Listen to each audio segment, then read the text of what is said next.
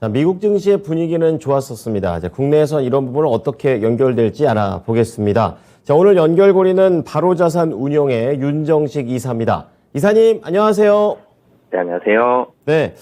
자, 이날은 다우지수가 가장 상승폭이 상대적으로 크긴 했지만 그래도 모두 빅테크들도 나쁘지 않은 그런 분위기를 보여줬던 것 같은데요.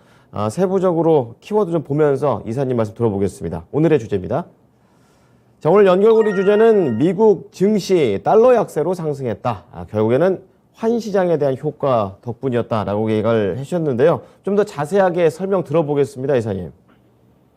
우선 시장 분위기가 많이 바뀌었습니다. 전일 국내 시장 놓고 봤을 때 국내 시장 지수가 꽤 많이 올랐죠. 이렇게 왜 오르는지를 봤을 때 사실은 계속 오를 만한 이유가 많지가 않거든요. 시장에서 예상을 했었던, 저도 개인적으로 예상을 했던 게 2300선 중반 정도까지를 예상을 했었는데 2300선 중반을 편안하게 넘어가는 모습. 이제는 좀 있으면 2400입니다. 차트를 보더라도 코스피 차트가 괜찮죠. 2400선 정도까지 좀 편안하게 올라갈 수 있을 만한, 그러니까 61선 정도에서 부딪힐 줄 알았는데 61선을 굉장히 편하게 넘어가는 그런 모습들.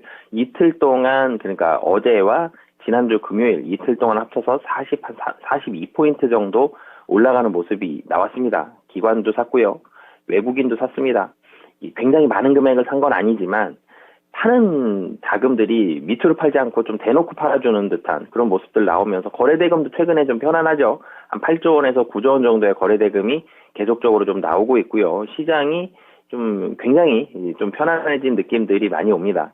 이 배경에 어떤 것들이 있는지를 좀 살펴봐야 되는데, 미국 시장도 근데 분위기가 좋았죠. 사실 미국 시장 시작할 때 이 중국의 제로 코로나, 사실 이 영향이 전일 국내에는 좋게 미쳤거든요.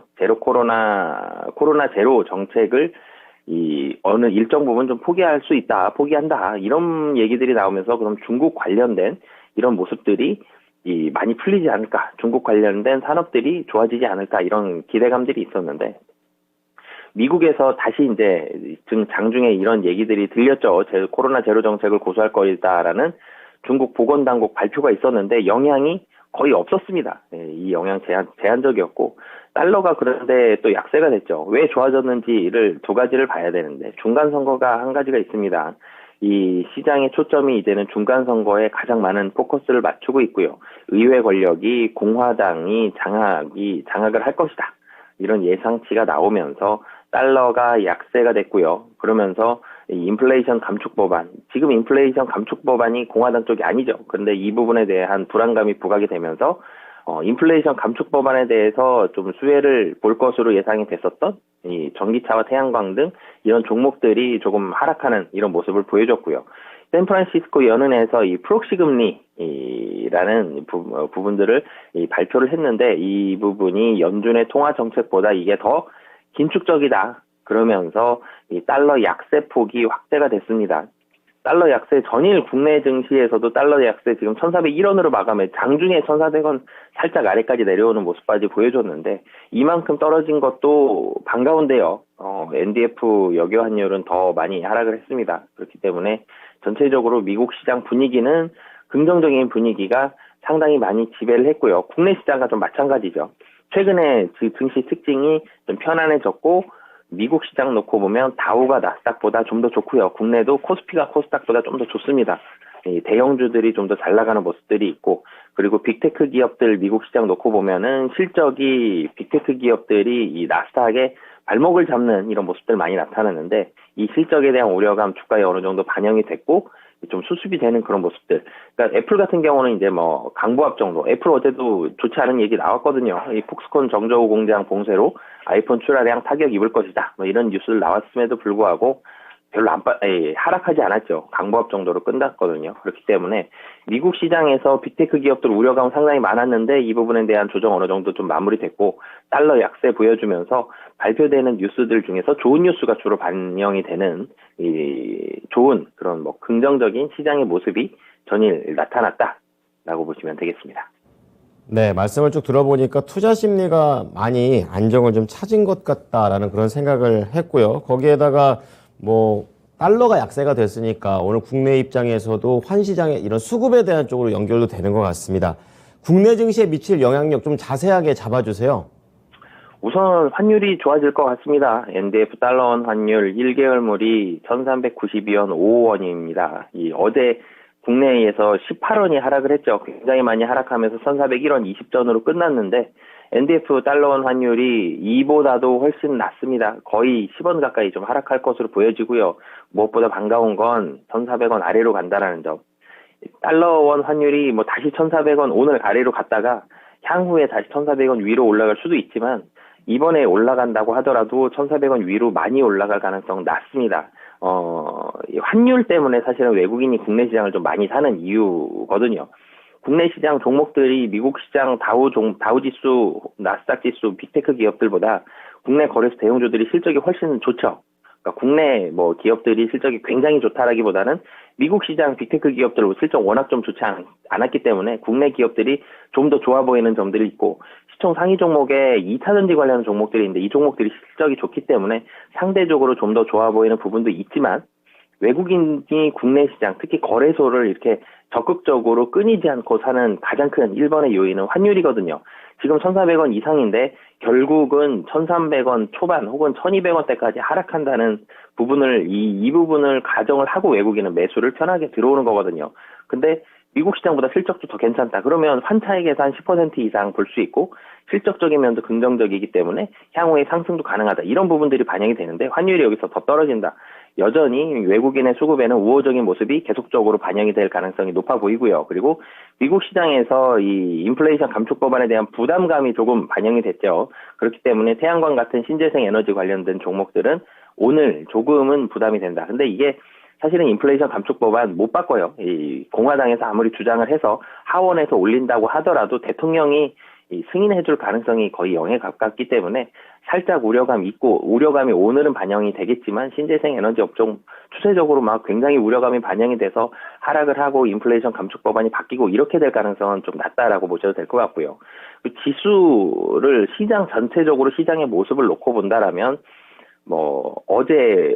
어제만큼, 어제 그 이상으로 상승하기 쉽지 않습니다. 어제보다 조금 낮게 아니면 어제 정도의 상승을 보인 이후에 횡보세 정도의 모습이 오늘 시장에서는 나타날 가능성이 높다라고 보시면 되겠습니다. 네, 전반적으로 악재보다는 이제 호재가 조금 더 보이는 것 같고 우선 태양광이라든지 이런 신재생 쪽에서 하락을 했기 때문에 여기 좀 부담이 되지 않을까 싶었는데 아무래도 최종 사인을 하는 사람이 또 여당이기 때문에 이러한 부분들도 좀 제한적이다라고 말씀을 해 주셨습니다. 자, 그렇다면 오늘 연결고리에서 봐야 될 종목 한 종목 뽑아왔는데요. 지금 공개하겠습니다.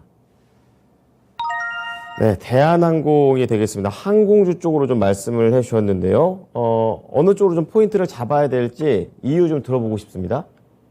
우선 항공주가 좋아지고 있죠. 여객이 좋아지고 있다라는 얘기는 누구도 이견을 달 수가 없습니다. 근데 여기에 왜 어제와 좀 연결을 시켜보겠느냐라는 부분을 말씀드리면 이 환율이 좋아졌죠.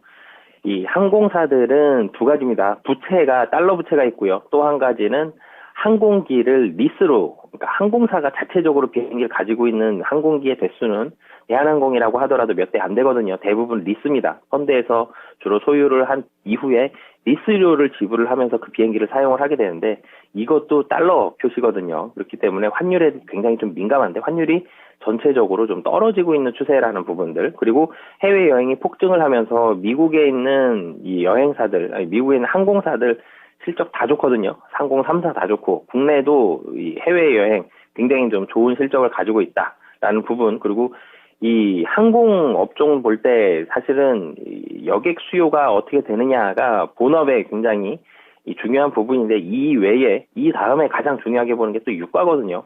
물론 이 유가를 이 항공료에 반영을 시키긴 하지만 이 부분에 시간이 차가 좀 있기 때문에 유가가 계속적으로 올라갈 때는 항공사들 부담일 수밖에 없는데 국제 유가가 한 WTI 기준으로 한 90불 정도에서 굉장히 좀 안정세를 보여주고 있습니다.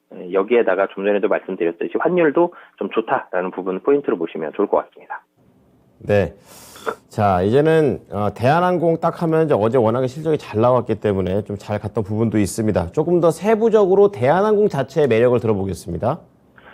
뭐 좀 전에 뭐 말씀 주셨듯이 어제 실적이 굉장히 좋았습니다. 역시 역대 최대 실적입니다. 2분기 피크아웃 얘기도 있었는데 3분기가 더 좋죠. 그렇기 때문에 이 피크아웃을 조금 희석시킬 수 있을 만한 굉장히 좋은 실적. 그러니까 코로나 딱 터졌을 때 대한항공이 제일 잘한 게 있죠. 비행기 다 뜯었습니다. 그리고 화물로 바꿨습니다. 그러면서 화물에서 그야말로 대박이 났어요. 그러면서 화물이 어닝 서프라이즈를 기록하는 가장 결정적인 요인으로 작용을 했는데 이제 화물이 조금씩 줄어가죠.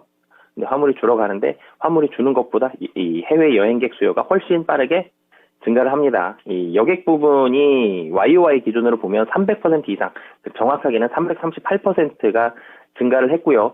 화물이 줄어드는데 원래는 전체적으로 화물은 이 항공기로 나르는 화물이 줄어들어야 되는데 화물 부분 대한항공만 놓고 보면 12% 증가를 했습니다. 화물도 증가를 했고 여객은 폭발적으로 증가를 했습니다. 그러면서 굉장히 좋은 실적이 있다라고 보시면 되겠고요. 그리고 이 대한항공이 상반기 이후에도 계속 상반기에도 좋은 실적, 하반기에도 지금 3분기 좋은 실적을 거두면서 부채를 2조 원을 줄였거든요. 굉장히 많이, 이 달러 부채입니다. 달러 부채 많이 줄이면서 이 환율에 대한 부분들, 우려감도 있었고 이자에 대한 부분들도 상당히 많이 줄였습니다.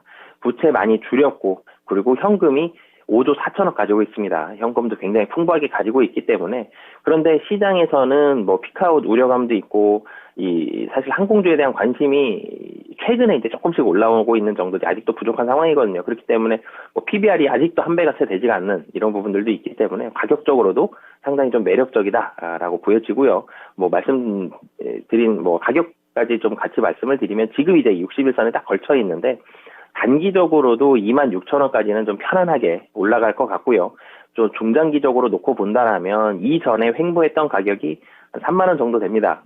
지금 실적이 굉장히 좀 좋고 뭐 부채도 계속 줄어가고 있고 이 항공도 계속적으로 많이 늘어가고 있기 때문에 조금 더 길게 봤을 때는 한 3만 원 정도까지 보시면 좋을 것 같습니다. 네.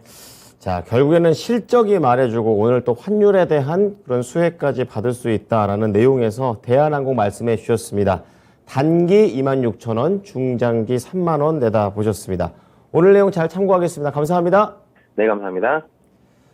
네, 지금까지 투자 판단에 도움이 될 수 있는 정보를 제공해 드렸습니다. 하지만 특정 종목의 상승과 하락을 보장하지는 않으니까요. 이 부분 참고해 주시기 바랍니다. 오늘도 성공 투자하십시오. 고맙습니다.